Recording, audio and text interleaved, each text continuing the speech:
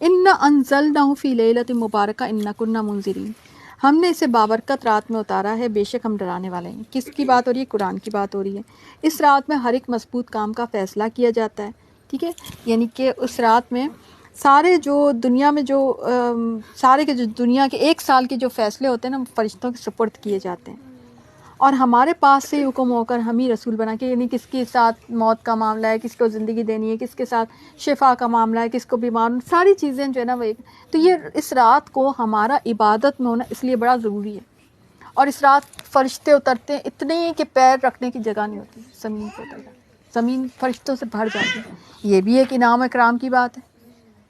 تو فرشتے، آپ کو پتہ ہے فرشتے پھر جا کے بتاتے بھی ہیں کہ تیرے بندے جو ہے نا تیری عبادت میں تھے، اس لیے بھی ان کا وہ ہماری گواہی بھی دیں گے کہ یہ لیلۃ القدر میں عبادت میں تھے، ٹھیک ہے۔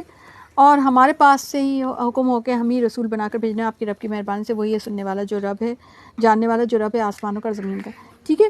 تو یہ جو ہے نا جو رات ہے نا یہ لیلۃ القدر ہے، اور اس رات میں آنے والے سال کی بابت تمام موت، حیات، زندگی، وسائل زندگی سب جو ہے نا وہ فیصلے لوہے محفوظ سے اتار کر فرشتوں کے سپرد کر دیے جاتے ہیں، ٹھیک ہے۔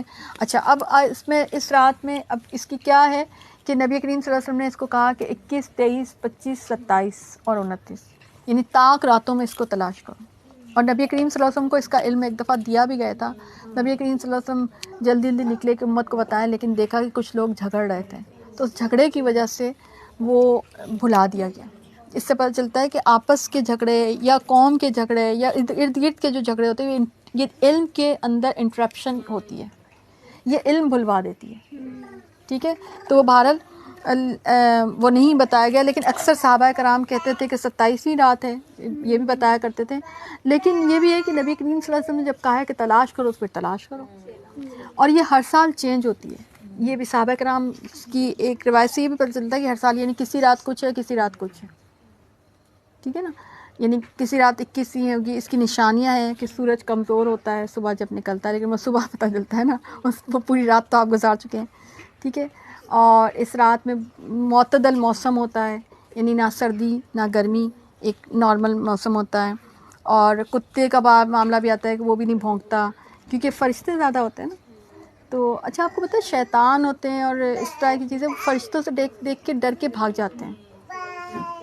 تو اس رات امن اور سکون ہوتا ہے، بہت زیادہ، بہت سکون والی رات ہوتی ہے، ٹھیک ہے نا۔ تو اب آج کی رات ہے، آج کی رات آپ نے اس رات کو کرنا کیا ہے؟ آپ نے ظاہر عبادت کرنی ہے، تراویح تو پڑھنی ہے آپ نے، ٹھیک ہے، اور اس میں تلاوت قرآن کرنی ہے، اور اس کے بعد آپ نے جو ہے توبہ کے نفل پڑھ سکتے ہیں آپ، اچھا، اور اس کے بعد آپ جو ہے اپنے لیے، اپنے ماں باپ کے لیے اور بہت ساری دعائیں کرنی ہیں، اپنے آنے والے سال کے لیے، اپنی تقدیر کے لیے دعائیں کرنی ہیں کہ اللہ تعالیٰ، کیونکہ تقدیر کے فیصلے آپ کا ایک سال آپ کا سمجھے کہ آپ کی دعاؤں کے ساتھ کچھ، کیونکہ تقدیر کو اگر کوئی چیز بدل سکتی ہے تو وہ دعا بدل سکتی ہے۔ اس لیے اللہ تعالیٰ نے کہا ہے کہ اس رات میں آپ عبادت اور دعا میں رہو، کہ آپ یہ دعا کریں کہ اللہ تعالیٰ اس سال کی اور آگے آنے والی جتنی بھی سال ہیں ان کی میرے لیے اچھی تقدیر ہو، میرے لیے خیر کا معاملہ ہو، اور جو دعائیں آپ نے کرنی ہیں وہ آپ کریں، اس میں دعائیں بھی قبول ہوتی ہیں۔ حضرت عائشہ نے پوچھا تھا کہ اگر میں اس رات کو پا لوں تو کیا پڑھوں؟ تو نبی کریم صلی اللہ علیہ وسلم فرمایا کہ اللہم انک عفو تحب العفو فاعف عنی، یہ دعا آپ پڑھیں۔ تو یہ دعا آپ نے زیادہ سے زیادہ پڑھنی ہے، اور اس میں یہی ہے کہ معافی مانگی گئی اللہ سے، اور اس رات میں سب سے بڑی چیز جو ہے آپ اپنے لیے مانگیں گے استغفار، یعنی بخشش اور جنت۔ یہ ہے اصل کامیابی۔ ہم سمجھتے ہیں دنیا کی چیزیں تھوڑی ٹیڑھی میڑھی ہو بھی جائیں کوئی بات نہیں، اللہ سنبھال لے گا، ٹھیک ہے، کچھ چیزیں کم کچھ چیزیں زیادہ ہو کے لیکن اگر آپ اس رات میں آپ نے اپنی بخشش نہیں کروائی، اب آپ کے پاس اب تو آگے ٹائم ہی نہیں ہے نا، سمجھے، آپ کے پاس اب بس طاق راتیں شروع ہو گئی ہیں، اور نبی کریم صلی اللہ علیہ وسلم تو پوری 10 راتوں میں جاگتے تھے، تو میں تو سمجھتی ہوں کہ 10 راتوں میں جاگنے، یہ نہیں کیا ہوتا ہے ہمارے یہاں کہ طاق رات ایک میں کر کے پھر اگلی رات میں چلو اپنی نہیں، سب اب کمر کس لینی ہے، ٹھیک ہے۔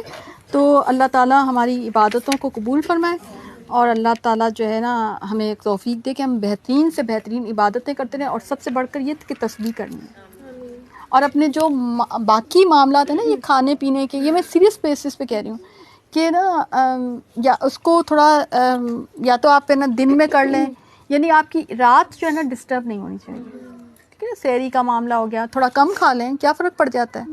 ٹھیک ہے، تو میں تو بہت کم ٹائم میں کرتی ہوں سحری، اس لیے میں آپ کو بتا سک رہی ہوں کہ میں تو بہت کم ٹائم میں تو بہت چلتے پھرتے سحری کر لیتی ہوں. میں اتنا وہ فارمل نہیں کرتی، میرے پاس اتنا ٹائم نہیں ہوتا وہ، کیونکہ وہ بہترین ٹائم ہوتا ہے عبادت کا.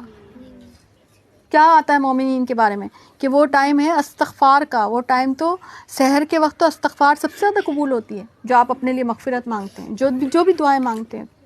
تو وہ بہترین ٹائم، وہ ٹائم ہمیں نا لسی پینے میں لگے ہوئے ہوتے ہیں، وہ ہم چاویں پینے میں لگے ہوتے ہیں. نہیں، وہ ٹائم ویسٹ نہ کریں. وہ تو آپ کو اب ساری زندگی آپ کو مل جائے گی، وہ تو کبھی بھی آپ کھانا پینا کر سکتے ہیں. یہ ٹائم آپ کو دوبارہ اگلے سال زندگی رہے نہ رہے، کیسا کیا پتا ہے نا.